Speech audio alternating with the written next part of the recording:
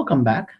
The topic for discussion this time around is conformation of cyclohexane. Now, we have briefly looked at cyclohexane in the context of nomenclature, but I don't think we got too much into details on stability and stuff in Chem 330. So I'm going to try my best to make this concept as easy as it's possible to understand. And if you have questions at the end of it, yeah, you can always bring up your questions in class. But I'll try to do this in one straight video or maybe break it into two, just to keep the time under 20 minutes total for the whole content. All right, so without further delay, let's get started. Now, cyclohexane is a six-membered ring, okay? Each carbon contains two hydrogens. Now, this is not to be confused with benzene, okay? There's always a common confusion, and when people see this, they automatically assume we're talking about benzene. Now, benzene, they all contain one hydrogen because there's double bond in benzene. Now, cyclohexane, on the other hand, so the molecular formula of benzene is C6H6, so this is benzene. Not to be confused with cyclohexane, molecular formula is C6H12, and each carbon has two hydrogens instead of one. So I've already pointed out just a couple here, but you can go around and all six carbons will have two hydrogens, okay? Which is why there's a difference between this and this, okay? So do not confuse cyclohexane with benzene. Now, cyclohexane, I'll try to bring a ball and stick model to class so I can show you if you're interested. If you're not, then that's okay. There are three primary conformations of cyclohexane. Let's go look at them, all three of them, but we would primarily focus our discussion around only one particular conformation. Conformation is nothing but a shape. Okay. The first one is a boat, and because these bonds are flexible, you know, if you actually construct a cyclohexane, you would actually see that all of these bonds are flexible. So you can really mold it into three unique shapes, and one of them is the boat. Again, keep in mind, there has to be six carbons, and each carbon still contains two hydrogens. Okay, that's the boat. And then this is the second most stable. Okay, second most stable. And then you have twisted boat, which again, for first-time viewers, you would think that, hey, you have 7 carbons because this is meeting here. Shouldn't this be a carbon? The answer is no. What this is like, think of it as two highways. You know, like in big cities, they have highways, one running above, one below. So you see, I only put 6 red carbons. So this is really not a joint. It's just this bridge runs top, this bridge runs bottom, or this bridge runs top, this runs on the bottom. So they don't actually touch. So it's hard to see it through on a two-dimensional screen, but I do want to point out there is no 7 carbons. This compound still contains only 6 carbon, each carbon with 2 hydrogens. This is the third most stable, that is the least stable of the 3 shapes. Okay, and then we have the chair conformations. Now here's where things can get tricky. Hey, which form do I need to remember? Pick one and stay with it. I prefer you stay with this one because it's conventional for right-handers to draw this, and left-handers usually prefer this one. But again, left-handers could draw this and right-handers could prefer this. But traditionally, from what I have seen, students that are right-handed usually go for this one. Left-handers usually start with this one. But pick one, and the positions are exactly the same. If you pick this one over this one, but say you pick this one, okay? Everything is exactly mirror image of this, so you do not have to try hard to memorize anything, but I suggest you go with this one. Okay, this is the chair conformation. This is the first most stable, that is most stable of the three. So the order is chair is more stable than boat, which is more stable than twist boat. Okay. Now along these lines, I do want to point out something, that is double bond, a carbon-carbon double bond is usually stronger than a carbon-carbon single bond, and a carbon-carbon triple bond is stronger than a carbon-carbon double bond. Okay. Similarly, a hydrogen that's attached to a carbon-carbon bond, this is strong, this is weak. Okay. Strong also means it's small bond, the size is small, and weak means long. Okay. So a single bond is longer than a triple bond.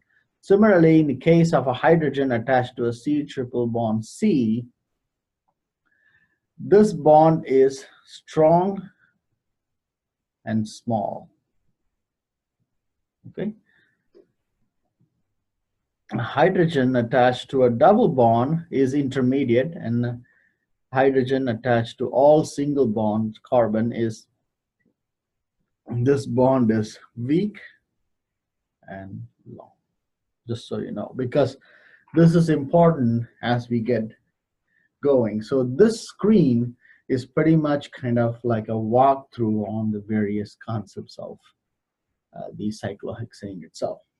Now you may wonder and probably think, why are you not focusing on cyclopentane or butane or any of the other ones? Well, from a test perspective, outside of my class, then I could focus on anything I want, but traditionally only cyclohexane gets the attention, and a lot of the compounds are cyclohexane based, so naturally it gets tested out more.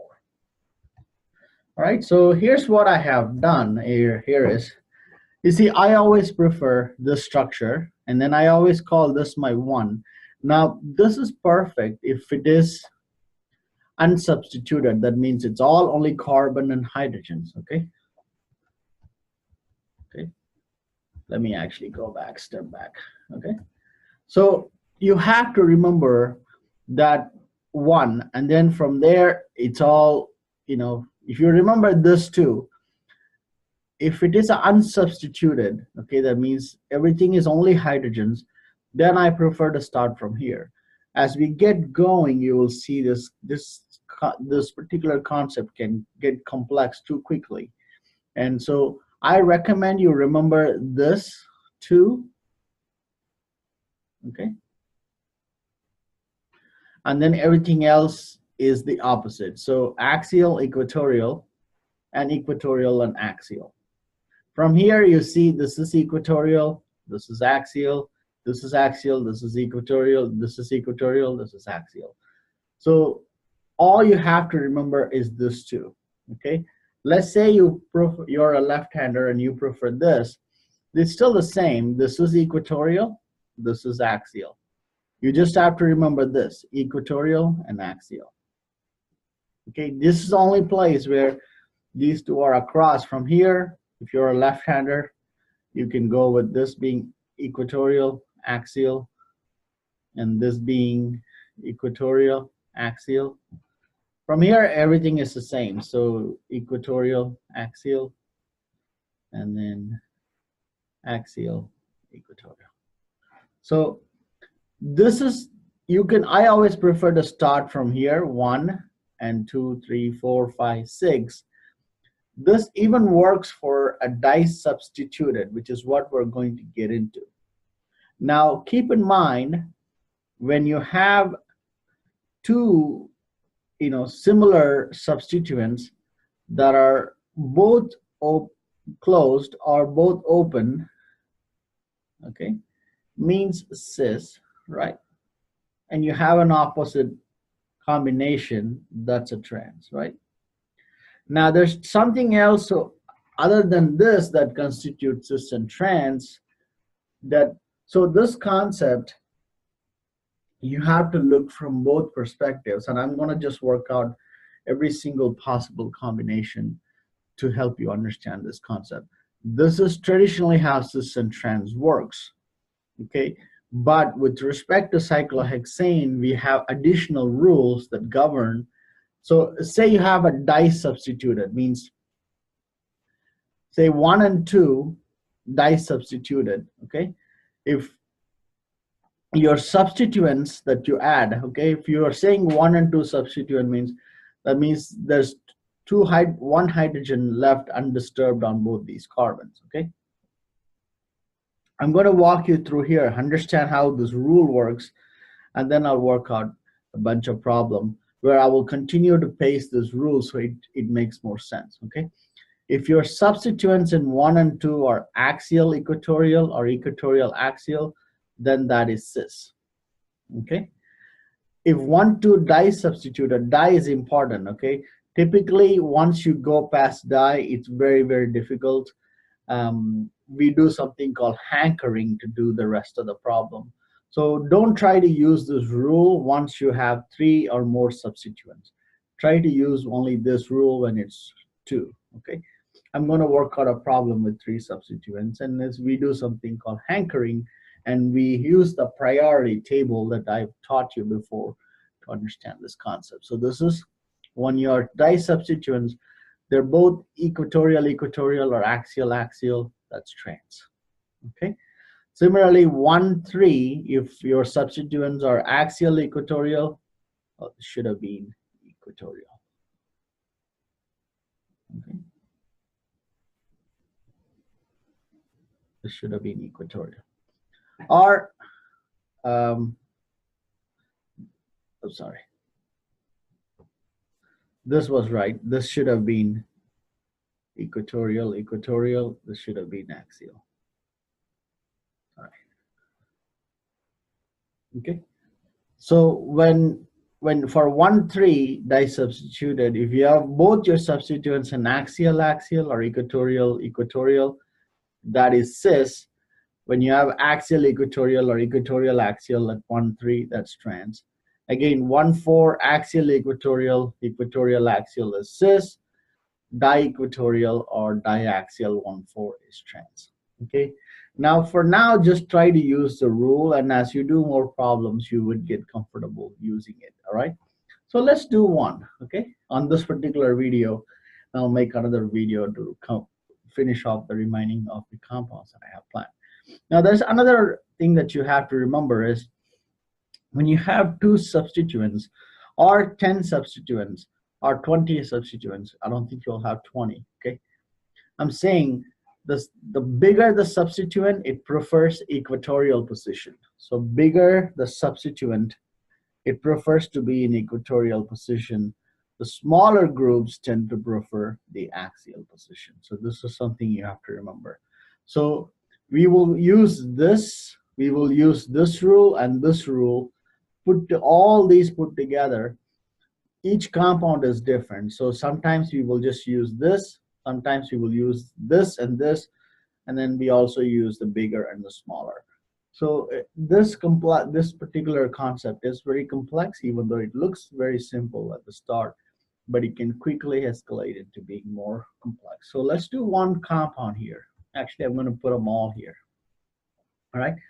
This is the easiest of the bunch. As I said, I'm right-handed. So if I ask you to draw these structures, don't try to forcefully put in wedge or open or closed wedge. Just draw a regular bond, okay? So this is my traditional cyclohexane. And I said I always start this as my 1 and 2, right? Now 1, 2 dimethyl cyclohexane, right? Each compound can have cis and trans, okay? So let's draw both. So 1, 2, based on this rule, if I want a cis, that one of my methyl group must be in the axial and another must be in the equatorial. If I do this, then this is axial and equatorial. So this is cis. I can have another combination, which is this being, axial, thus being equatorial. So that's another cis. So you can have two of the cis combinations. Similarly, let's draw cyclohexane again, and 1,2 dimethyl, right? So if I want trans, right, that means I must have them in the equatorial position. So this is hydrogen. I'm going to leave this so you know that. Methyl and methyl. So if I have this combination, then that's trans, right? Again, trans can have two. It can be cis. It can, both methyl can be in axial or equatorial, but like I said, the bigger the group, it prefers to be in equatorial position. So this right here, folks, the way what I drew, I mean, I can draw, but I don't think I need to. You kind of get the idea. This is the most stable.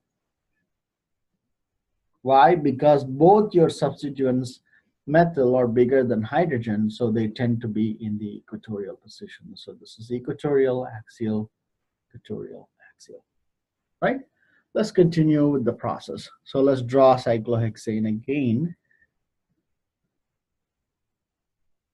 Okay, make sure you recognize the sixth carbon. Sometimes when you do a lot of structures, you tend to just completely get carried away. Okay, so 1,3 dimethyl cyclohexane. So 1,3, if you want the cis isomer, that means they're both axial equatorial, right? So axial equatorial, right? So I'm going to keep, first label them, because when you get to 1,3, so this is your equatorial, this is your axial, right? So for 1,3, for it to be cis, it has to be diaxial, or, like I said, this has to be di-equatorial. Okay? So that means I'm going to put my methyl here or methyl here. This is one of the combinations, or, within the cis, you can also have both being equatorial, right? Keep in mind, when bigger groups are in equatorial, they're more stable, right? See, these both are cis. This is a little bit more stable of the two, because methyl group is bigger than hydrogen and it's in the equatorial position, right? But trans is always more stable than cis. So let's draw this trans, which means axial equatorial. So that means, actually, I spoke too early. Let's do this. Actually, it's kind of interesting. So axial equatorial, right?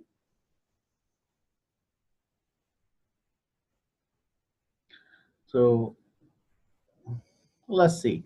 This is axial equatorial. This is axial, and this is equatorial. Okay. Now, if you see, no matter how you put it, oh, sorry, it just should have been, this should have been methyl, and this should have been hydrogen. Okay. This is trans, but here's a problem. Okay. Here, what your methyl group is always going to be, one of them is always going to be in axial position. You cannot ever have both of them being equatorial. So in this case, this actually turns out to be, this is your equatorial, this is your equatorial, right? So this turns out to be the most, not more, the most stable. That is your cis. So 1,3, you just have to be a little bit more careful depending on the groups. But typically 1,3 cis is more stable. 1,2 and 1,4 trans is more stable, because we have one in axial and one in equatorial. All right, 1,4 dimethyl. So let's keep going. So 1,3 in this case, cis was more stable. Cis di-equatorial was more stable. In this case, 1,2 di-equatorial was more stable. And let's see what happens here. Again, you already figured it out. if it is axial equatorial, and this is axial equatorial, right? So dimethyl means if you want cis, means you can leave one here and one in equatorial and axial. So this would be cis. Again, you can have two versions of cis. Similarly, you can have only one version of trans. You can have two versions of trans as well. So this is axial. I'm going to put the CH3 here, and put the CH3 here, which is equatorial, and I put the hydrogen here, which is axial. So this is the most stable because your bigger groups are in the equatorial position, and it is trans. Now you can also have the other version of trans, which is you can have both your methyl groups in axial, although we know that is an unstable position to have bigger groups in axial position. So this is equatorial, axial, equatorial, axial. This is also trans because it's 1,4 diaxial or di-equatorial. So this is, in this case, 1,4 again, di-equatorial. So with cis, 1,3 is more stable. With trans, 1,2 and 1,4 are more stable. So this is how you use the rule table. Now, I am still debating if I'm going to give this or not, but for now, let's assume I don't give it to you and study based on that. So that's all I want to say on this particular video, because in lieu of time constraint, I'm going to stop this here, because again, the pure purpose of this particular one was just to introduce you how to draw the structures, how to use the table. All right, in this successive video, I'm going to just wrap up all different exceptions that you might encounter on this topic, including the open and closed wedges. All right, please pay attention. And this particular concept, both the videos, you have to watch more than once to really understand what is happening. All right, so stay tuned for the second video.